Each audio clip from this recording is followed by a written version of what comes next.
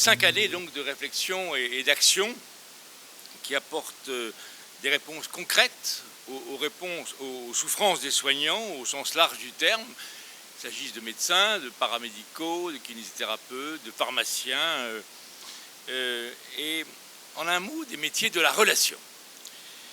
De relation à l'autre, percutés par des nouveaux modes de fonctionnement où le numérique sert de viatique à la relation, où la rentabilité et la performance ont plus de sens que l'attention aux personnes.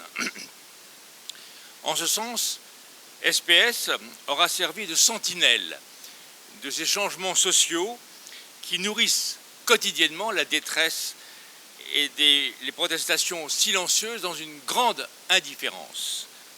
Comme si le corps soignant était le dernière ressource de la désorganisation sociale. En témoigne la détresse des urgences dont la réponse ne peut pas être seulement financière.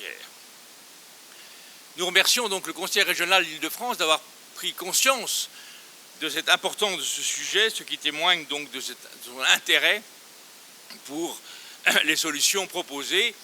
Mais surtout, je tiens à remercier Catherine Cornibert et Éric Henry pour leur inlassable dynamisme, leur persévérance, sans lequel rien ne se passerait. 3 orientations nouvelles, à mon sens, se font jour.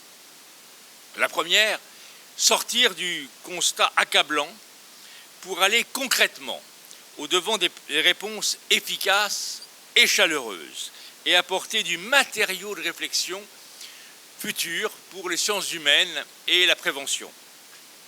Élargir le bassin des demandes à d'autres professions, on l'a vu pour la police, peut-être les pompiers, peut-être un jour les enseignants. Alors est-ce qu'il faudra que le sigle change ou est-ce qu'il y aura des SP pompiers, des SP police, des SP enseignants qui témoignent au fond de l'importance du sens profond de cette structure de réponse. Apporter une contribution non seulement humaine mais aussi scientifique et sociale, car cette détresse, souvent limitée à quelques cas emblématiques, nous paraît importante sur le champ général de la société. C'est un véritable changement de société auquel nous assistons et auquel SPS fait face, a été l'initiatrice avec son réseau national, ses actions de prévention primaire, secondaire ou tertiaire à repenser, à innover, avec les